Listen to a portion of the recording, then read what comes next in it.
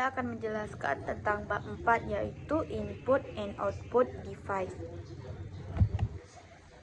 Yang pertama ada keyboard. Jenis keyboard itu yang pertama ada keyboard QWERTY. Keyboard QWERTY ini tata letak keyboard yang paling umum digunakan, dirancang untuk mengurangi kemungkinan tombol yang sama ditekan secara bersamaan di mesin ketik mekanik. Yang kedua ada keyboard dvorak, yaitu tata letak keyboard yang dirancang untuk meningkatkan efisiensi dan mengurangi kelelahan jari. Ketiga, dan jenisnya keyboard Clockbender, yaitu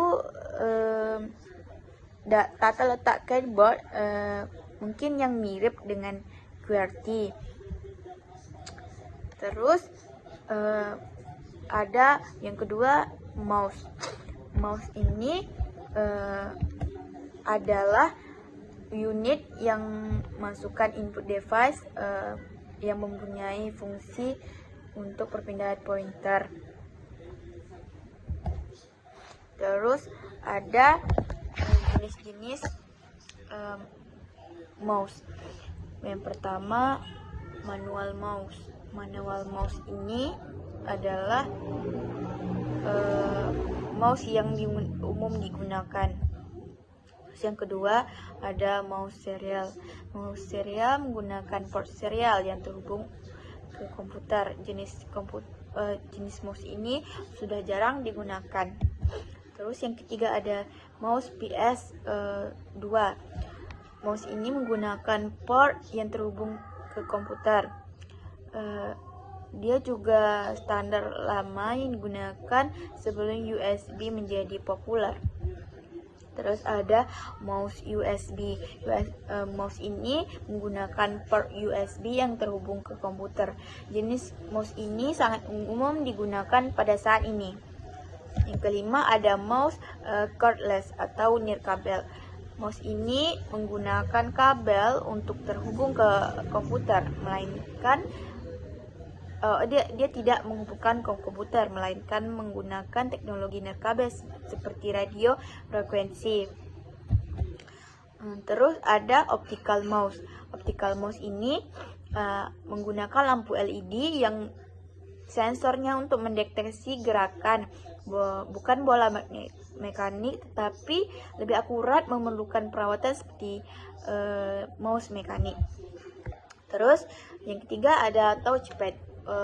Touchpad ini biasanya digunakan pada notebook, yaitu menggunakan sentuhan jari, yang biasanya unit ini digunakan sebagai pengganti mouse.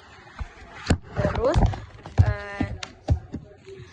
ada light pen. Light pen itu adalah pointer elektronik yang digunakan untuk modifikasi mendesain gambar dengan screen monitor. Terus ada yang kelima ada graphics pad. Teknologi komputer dapat membuat rancangan bangunan, rumah, atau mesin mobil seperti pesawat dengan menggunakan graphics pad.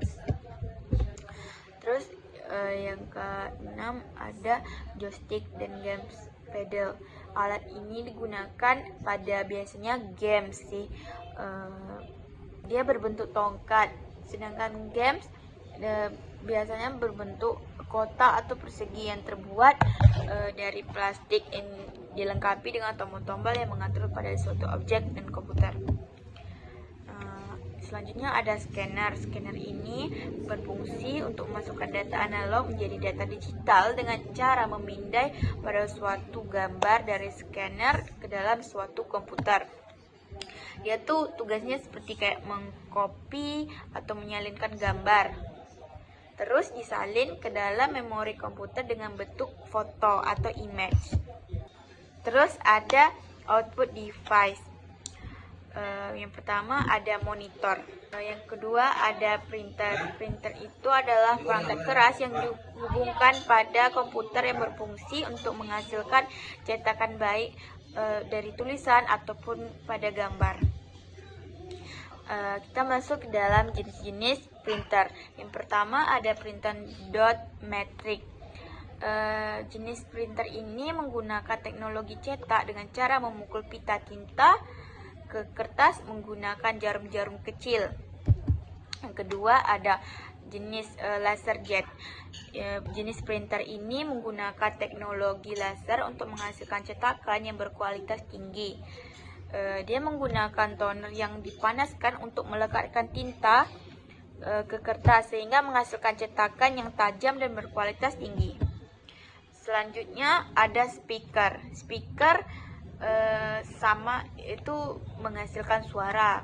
Speaker adalah transducer yang mengubah sinyal elektronik frekuensi audio dengan cara menggetarkan komponen yang berbentuk dengan selaput.